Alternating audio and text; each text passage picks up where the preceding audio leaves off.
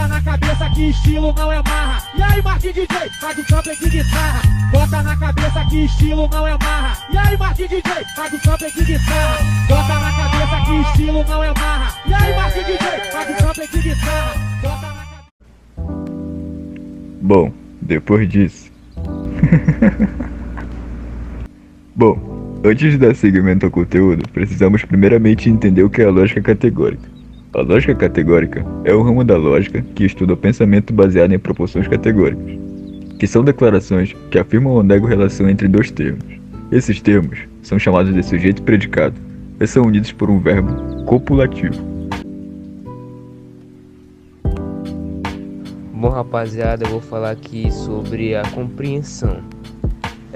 A compreensão, ela vem do latim compreensio, de forma de compreender, entender e perceber.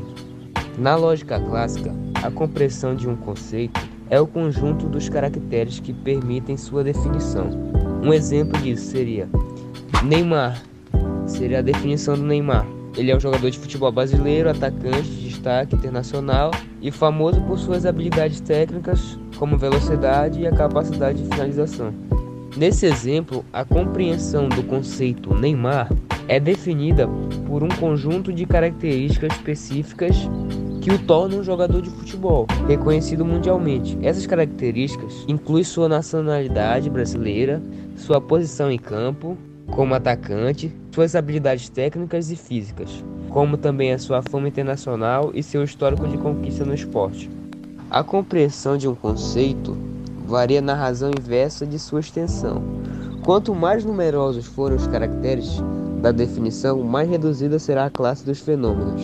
Com a fenomenologia, a compreensão passa a ser definida como um mundo de conhecimento predominante interpretativo, por oposição ao modo propriamente científico, que é o da explicação.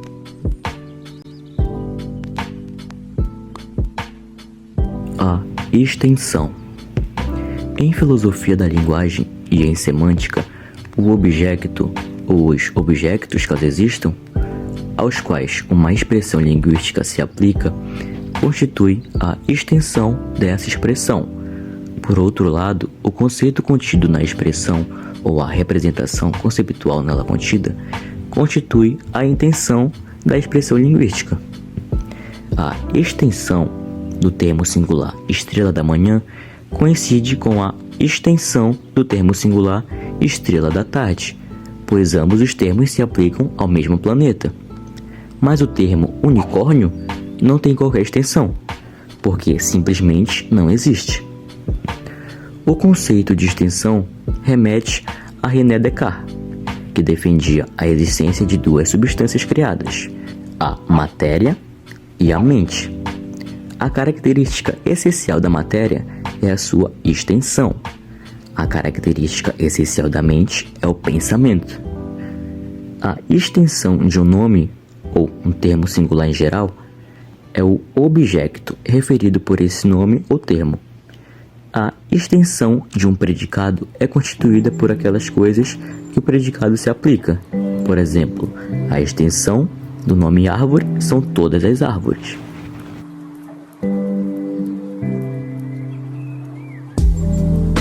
Fala, rapaziada, vou falar um pouco sobre preposições categóricas.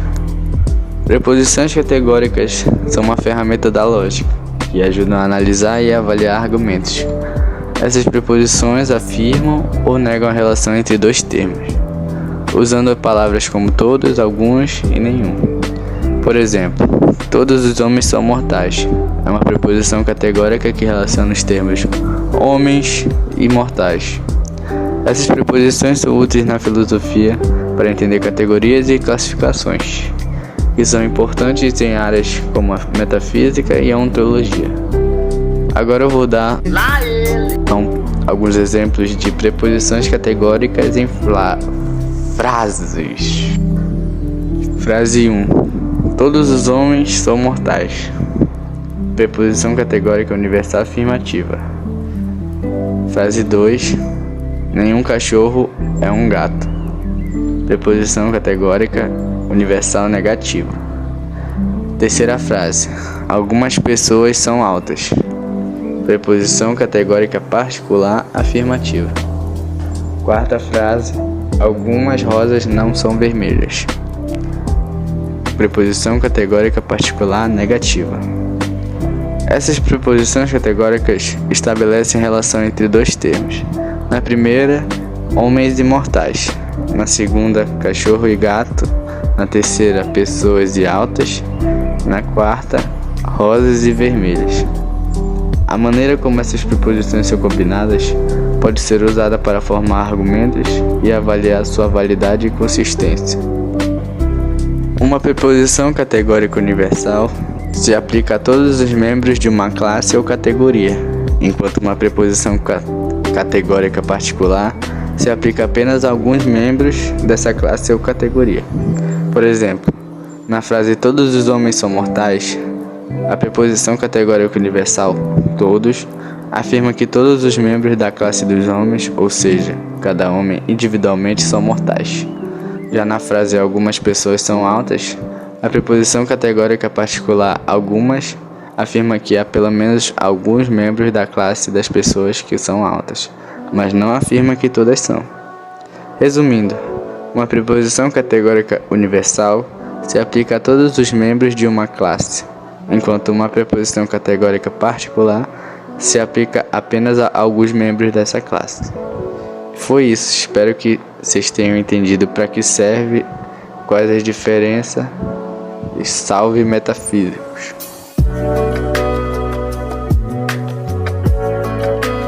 Diagramas são representações gráficas que usam formas geométricas, linhas e símbolos para ilustrar informações ou relações entre elementos.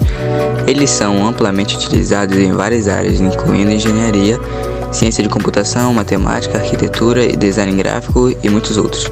Os diagramas podem ser usados para representar uma ampla gama de informações, como fluxos de trabalho, processos de negócios, relações entre objetos, hierarquia de dados, estrutura de banco de dados e muitos outros. Existem muitos tipos diferentes de diagramas, cada um com seu próprio conjunto de símbolos e convenções. Alguns dos tipos mais comuns de diagrama incluem o DFP, diagrama de fluxo de processo, usado para representar fluxos de trabalho e processos de negócio. O DFP uma rede. O diagrama de rede usa símbolos como círculos e linhas para mostrar-nos a conexão entre eles. Diagrama de Venn, usado para mostrar a relação entre conjuntos. O diagrama de Venn usa círculos ou outras formas sobrepostas para mostrar a intersecção de diferentes entre conjuntos. Diagrama de árvore, usado para representar hierarquias e relações de ramificação. O diagrama de árvore usa símbolos como nós e ramos para mostrar a relação entre os elementos. Diagrama de fluxo de dados, DFD, usado para representar o fluxo de dados em um sistema. O DFD usa símbolos como setas e retângulos para mostrar o movimento dos dados através do sistema. Diagrama de Ishikawa. Sim, pessoal, tô em casa, tô na varanda de casa. Tô aqui sozinho, óbvio. Olha o bicho. Ou diagrama de espinha de peixe, usado para analisar e solucionar problemas. O diagrama de Ishikawa usa uma linha espinhosa central para mostrar o problema principal e ramos para mostrar causas raízes possíveis. Diagrama de Gantt, usado para representar o cronograma de um projeto. O diagrama de Gantt usa barras horizontais para mostrar as tarefas e o tempo necessário para completá-las. Diagrama de Euler, usado para representar as relações entre conjuntos em um plano. O diagrama de Euler usa círculos sobrepostos e linhas para mostrar as intersecções e diferenças entre conjuntos.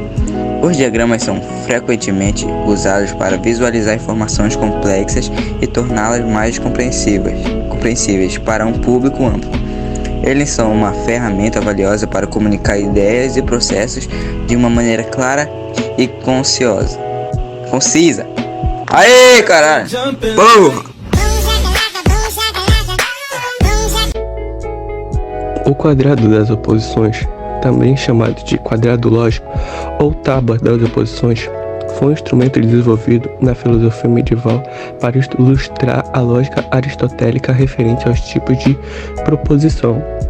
No caso, Aristóteles percebeu que, quando usamos o mesmo conjunto de sujeito e predicado, cada tipo de proposição se relaciona de uma forma diferente com os demais tipos de proposição, dependendo de sua verdade ou falsidade. Assim, podemos entender que a teoria do quadrado foi desenvolvida por Aristóteles no Organon, um conjunto de livros aristotélicos sobre lógica. Mas foi no período medieval que alguém deu uma forma para essa teoria em um esquema mais visual.